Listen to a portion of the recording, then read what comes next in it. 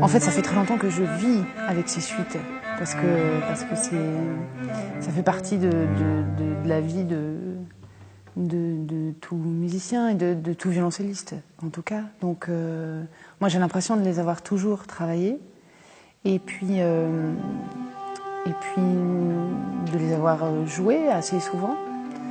Mais c'est vrai que la démarche de les enregistrer est assez, et je dirais presque douloureuse, parce qu'on s'attaque à quelque chose de sacré. Le simple fait de les enregistrer fait que ça remettra aussi en mouvement ma conception de ces pièces-là. Je suis persuadée que quand je vais les rejouer pour la première fois après l'enregistrement, je les jouerai différemment déjà.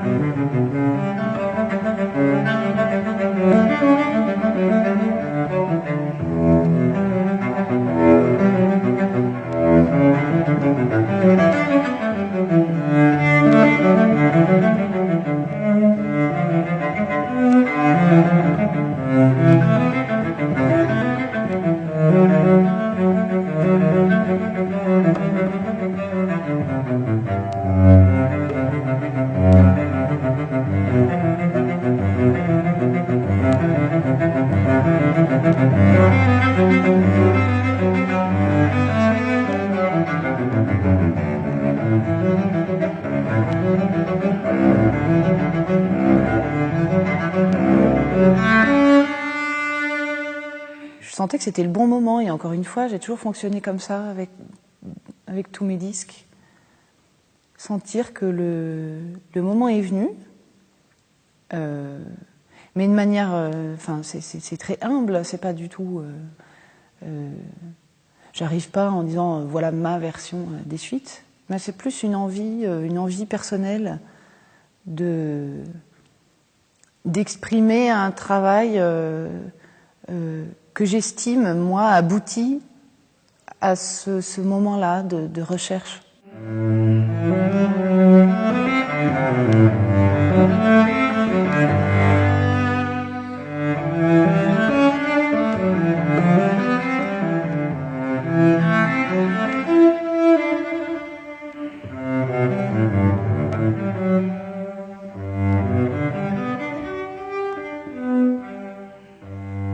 Ce qui est exceptionnel dans le vrai sens du terme dans cette musique-là, c'est à la fois la grande rigueur qu'on trouve dans l'écriture de Bach. Il y a une architecture qui est incontournable et qui est là et qui est extrêmement présente.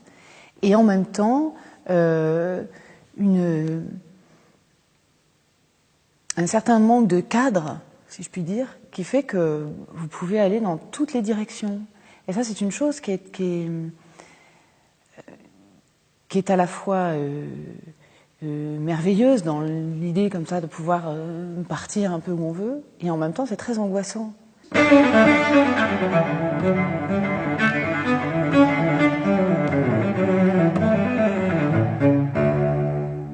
crois que quand on a beaucoup d'admiration, beaucoup d'amour pour un compositeur, on a aussi envie de se dépasser et d'essayer très modestement de lui rendre ce qu'il nous apporte. Et ça aussi, ça peut être un peu un poids ou un frein. C'est-à-dire qu'il y a moi j'ai un tel respect et une telle admiration que en tant qu'interprète, on se sent tout petit. Et on a, je crois, un peu toujours à l'esprit l'envie de ne pas trahir et peut-être même de ne pas décevoir.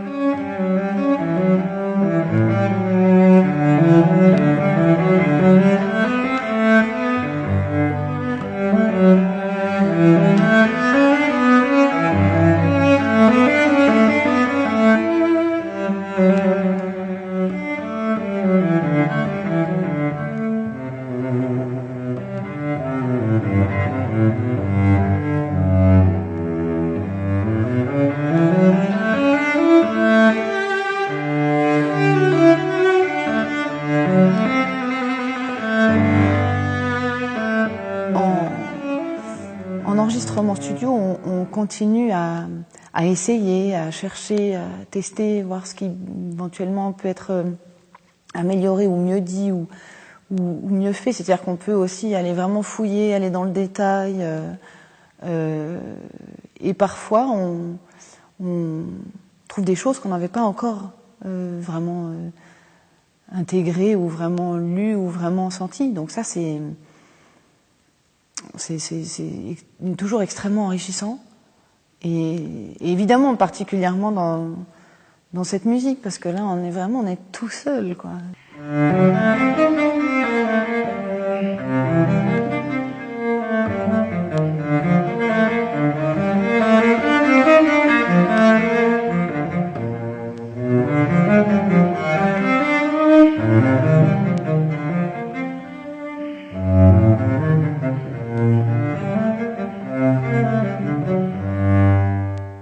Et moi, je trouve que dans cette musique, il y a aussi beaucoup de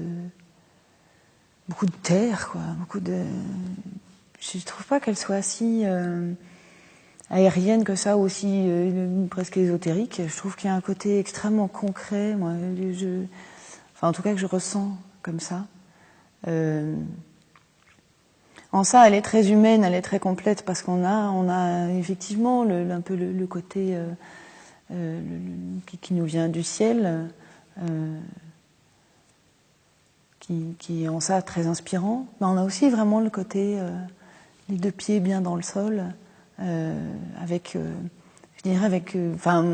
je crois que je joue ces pièces comme ça aussi, avec un côté avec de la matière, quoi, avec mon côté très terrienne. Je pense que c'est aussi pour ça que cette musique touche autant.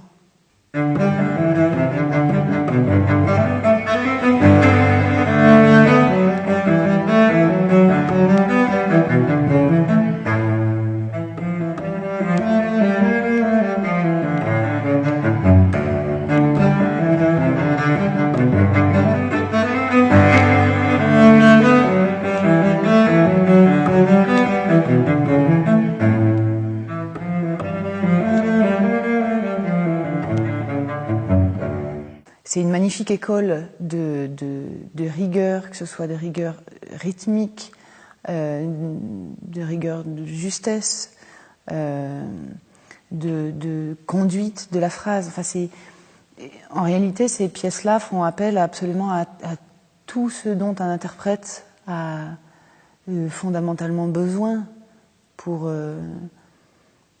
exprimer quelque chose d'une manière claire et belle.